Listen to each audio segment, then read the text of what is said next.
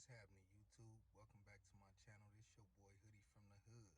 You already know the rest. Look, hey, check this out.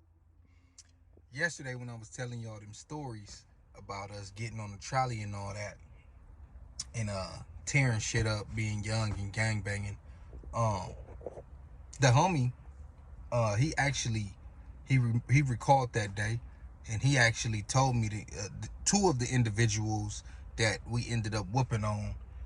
That's like when we first came in the mall, and two two niggas with names, man, that a lot of people I know for a fact look up to from a certain hood. I'm not finna get into all that. Them dudes are still walking around, so I ain't gonna put them on blast. But we beat the shit out of them niggas that day. Anyways, it got me to thinking about like little things that used to happen on the bus and the trolley. Like, it took me back, and I started thinking of all the crazy stuff. So I got another one for you today, but this one didn't have nothing to do with me. It didn't involve me at all. This is 2005, and I used to go to school in pretty much, I think it's La Mesa, and but it's on University. But I lived in the hood, so I would take the 13 all the way up Fairmont. Well, 47, it turns into Fairmont, and I get on the 7 at University. So y'all can kind of get a picture. Now, I used to see this one dude every day, or almost every day, and he looked like a gang member. He was an older nigga, probably in his mid-20s at the time. And he used to always have on Chucks and Dickies and shit, but I never seen him wear blue or red. It was always like black, gray, brown, stuff like that, khaki. And I would see him every day, and he'd just do a head nod, and I'd do a head nod. Now me, I'm not wearing blue every day, but I wear blue a lot, so he didn't see me blued up. So I don't know where this nigga was from, but it was always like a mutual respect thing. When he saw me, he never asked me where I was from. We never had a conversation, but he didn't seem like he was a rival, if that makes sense. So anyways, I'm on the bus, and it's this other dude on the bus. He's sitting, we all in the back, but I'm like a little bit kind of by the door, and he all the way in the back. So I'm sitting there with my I had a CD player at the time. This 2005. I had my earphones on, but only one of them worked, janky, grimy nigga shit. And the dude that I said used to always wear the Chucks and stuff, he'd get on the bus. The other dude is already in the back. He looked like he around the same age, mid-20s. I guess the dude get on that I said I always see, and he recognized him. And they talking, "What's up, boy? How you been?" Whatever. Give each other a big hug, embracement. They start chopping it up. Turns out the dude that was in the back had just got out of YA. Now, I think he probably went in when he was like 15, 16. They held him till he was about 24, 25. He a young man at this point. But I'm just overhearing them talk while I'm listening to my music.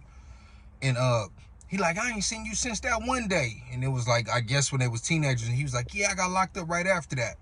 So anyways, they talking, and I had got from the conversation that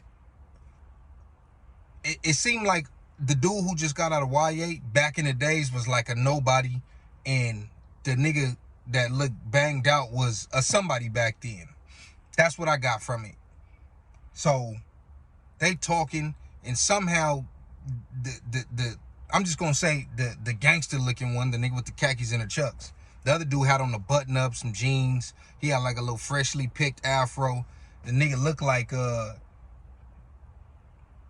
Chris Brown with an afro or something. I don't know. The other nigga was dark skinned, grimy looking.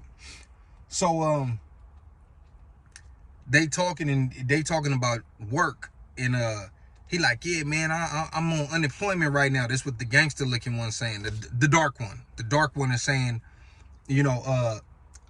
something about, he on unemployment because he messed up his shoulder. So a light-skinned dude like, "Where at?" And he like, "Right here." He like, "What you do?" And he explaining to him how he messed his stuff up. He like, "Man, I could fix it." So dark-skinned dude like, "All right." So they standing up, like the bus is driving and they standing up. And the dark-skinned dude, he not really like doing what the light-skinned dude is saying. He like, man, twist your arm this way. Like I don't know. He was explaining to him like, put it back here, and he was trying to like push it up. Like, I don't know what he was doing. And the dark-skinned dude like, I can't do it. He like, man, I'm telling you, like, do it like this. And I don't know what happened, but the dark-skinned dude was like, man, I can't do it. Like, whatever. And he kind of said it like aggressively. Let me tell you something. First of all, well, RIP to my mom. She been gone 20 years, 19, almost 20. And she used to tell me something when I was acting up. And I was like, she exaggerating. You know, she used to say, like a lot of black mothers, I'm gonna slap fire from you. I'm like, she ain't finna slap fire from shit. You know, I didn't say that, but that's what I was thinking in my head. I just want to apologize to my mom today. Cause that nigga slapped fire from that nigga. He slapped the dog. Man, look, listen. He cocked back so fast and hit that nigga with every ounce of grown man strength. I don't know. Like I said, he probably did about 8 to 10 years, homie. And he probably worked out every single day of that term, boy. He slapped him so fast. Oh, it sounded like a gunshot, homie. All you heard was pow, loud as fuck, nigga. My ears was ringing like he slapped me. Wobbled the dude. The dude stumble and fall back on the chair. He like, get up, nigga. Like the light-skinned nigga just turned into some overly aggressive ass nigga out of nowhere. He was hella calm. He was smooth, cool. Once that nigga yelled at him, he like, nigga, don't ever raise your voice at me like that, bitch ass nigga. I'm like, oh, cuz. I'm like, please, Lord Jesus, don't let this nigga say nothing to me. Cause I'm right there and we all in the back. I'm thinking he gonna look at me like, what you looking at, little nigga? See, I got a knife though, so I'm gonna stab you. Cause you can't, even if I didn't have a knife, you're not about to slap me, bro. Like, we gotta get down, even if you whoop me. I gotta go back to my hood, and I'm a real nigga. I gotta tell them the truth. I can't be like, oh, a nigga fired on me. Then they're gonna be like, what you do? Like, nah. That nigga slapped that nigga, homie. And I promise you, man, it wasn't no dog on there, but I heard a dog go when he slapped the shit out of this nigga. Grown man strength, homie. And dude was looking confused, mouth all busted, and the bus driver stopped him and was like, hey, y'all get off my bus. He like, nigga, get off the bus. This nigga ain't trying to get off the bus. He looking for shit on the ground. I don't know if he had headphones. I don't know.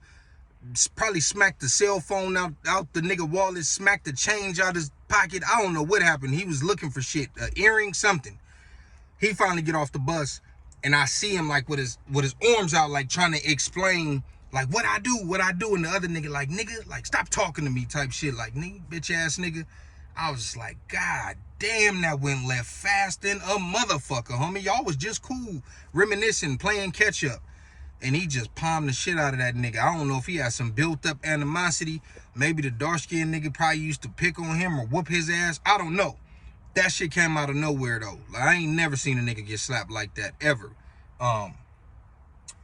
Hopefully they went around the corner in the alley or something and got they fade or I don't know, man.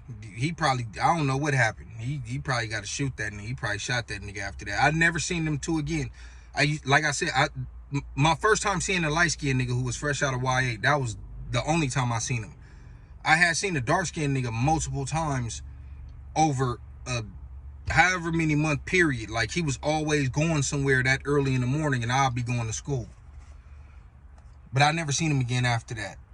I don't know if he was embarrassed. I don't know if he switched up his route. I don't know if that slap killed him. Maybe he walked around the corner and collapsed. I don't know, nigga. It was very, very violent.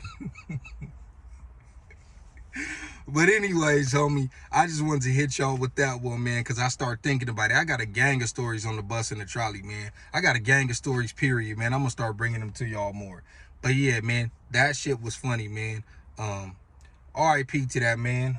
He didn't die, but his soul and his manhood and all that died that day. His integrity, whatever you want, his morals, everything died when he got slapped and didn't do nothing. Yeah, shout out to that nigga's pimp hand. That shit was strong. Anyways, I'm Hoodie from the hood, man. Yo, friend from that big old end, man. Out.